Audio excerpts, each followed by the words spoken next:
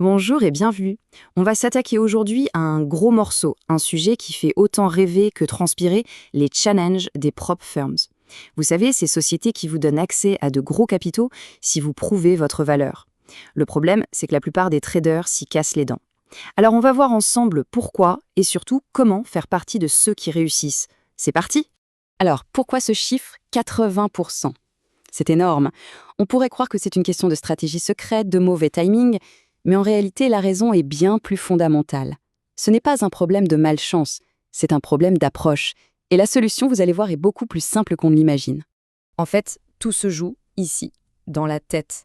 Il y a deux types de traders qui se présentent à ces challenges. D'un côté, le trader agressif, celui qui veut toucher le jackpot, vite. Et de l'autre, le trader discipliné, dont l'obsession première est de ne pas perdre.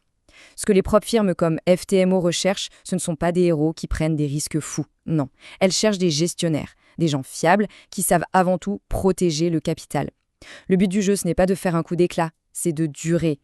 Donc avant même de penser à une stratégie, la première étape, la base de tout, c'est de connaître les règles du jeu sur le bout des doigts. Ce ne sont pas des suggestions, ce sont des murs. Et si on fonce dedans, eh bien, la partie s'arrête. Règle numéro 1, la plus brutale. La perte journalière maximale, 5%. Sur un compte à 100 000 $, ça veut dire 5 000 $. Si à la fin de la journée de trading, le compte est en baisse de ce montant ou plus, c'est fini. Terminé. Il n'y a pas de seconde chance. Deuxième mur, la perte maximale globale, 10%. Ça veut dire que le solde du compte ne doit jamais, à aucun moment, passer sous les 90 000 $. C'est la ligne de flottaison. Si on passe en dessous, on coule. Et puis, il y a ça, l'objectif de profit, 10%. C'est la carotte, la première chose que tout le monde regarde. Et c'est justement ça le piège.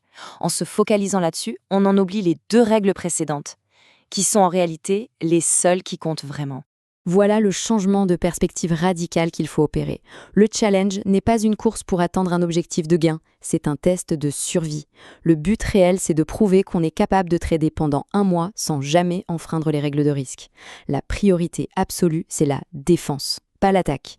Cette idée nous amène directement au cœur du sujet, adopter une mentalité de professionnel. Et ça veut dire une chose, penser d'abord au risque et seulement ensuite à la récompense. C'est la question, la seule qui vaille avant de prendre une position. L'amateur se demande combien je peux gagner, le pro, lui, se demande « Ok, si mon plan ne fonctionne pas, combien je vais perdre ?» Tout est dans cette inversion.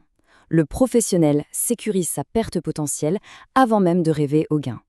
Et regardez l'impact mathématique de cette approche. Si on risque 1% par trade, il suffit de 5 trades perdants de suite pour toucher la limite journalière de 5%. C'est vite arrivé. Maintenant, si on réduit ce risque à 0,5%, il en faudrait 10 pertes d'affilée pour être éliminé. On vient littéralement de doubler sa durée de vie dans le challenge. Psychologiquement, ça change tout. Bien, maintenant qu'on a le bon état d'esprit, il faut les bons outils. Pour bien gérer son risque, il y a deux concepts qu'il faut absolument maîtriser, les pips et les lots. Alors, un pip, c'est quoi? C'est tout simple. C'est la plus petite unité de mesure standard du mouvement d'une paire de devises. C'est un peu comme le centimètre pour une règle. Le pip mesure de combien le prix a bougé. Maintenant, combien vaut ce centimètre en argent? Eh bien, ça dépend de la taille de la position, qu'on appelle un lot. Sur une paire comme l'euro-dollar, si on prend un lot standard, chaque pip de mouvement fait bouger le compte de 10 $.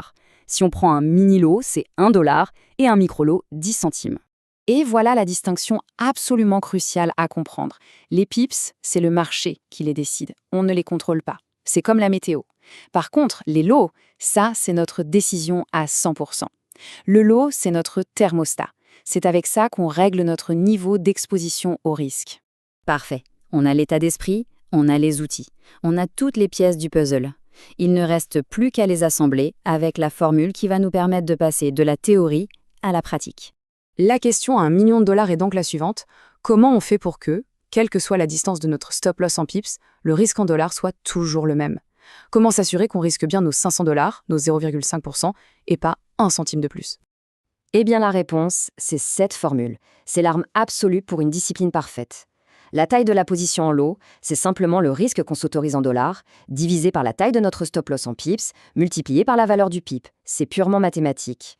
Prenons un exemple très concret. On décide de risquer 500 $. Notre analyse nous dit que le stop-loss doit être placé à 20 pips du point d'entrée. On applique la formule 500 $ divisé par le produit de 20 pips fois 10 $, ça nous donne 2,5 lots. C'est mécanique, c'est précis et ça élimine toute l'émotion du calcul. Ok, connaître la formule, c'est bien. Mais l'appliquer systématiquement, sans jamais y déroger, ça, c'est une autre histoire. On entre maintenant dans la partie la plus difficile, la psychologie, le vrai combat. Pour voir la différence entre un amateur et un pro, il suffit de regarder comment ils réagissent après quelques pertes. Le débutant commence à paniquer. Il se dit « il faut que je me refasse », il augmente la taille des lots, et il ne fait que creuser son propre trou. Le pro, lui, reste de marbre. Il continue d'appliquer son plan. Et surtout, il sait quand il faut éteindre les écrans pour la journée. Il faut être lucide. Ces challenges sont conçus pour exploiter nos failles psychologiques. La pression du temps, l'envie de se venger après une perte, le fait de trader juste parce qu'on s'ennuie, ou ce sentiment d'urgence quand on voit l'objectif de profit, tous ces pièges sont là pour nous faire dévier de notre plan. Les identifier, c'est déjà commencer à s'en protéger. Pour rester sur les rails, voilà une sorte de plan d'action sur 30 jours. La première semaine, on oublie le profit. Le seul et unique objectif, c'est une exécution parfaite du risque de 0,5%. La semaine suivante, on affine, puis on analyse ses stats.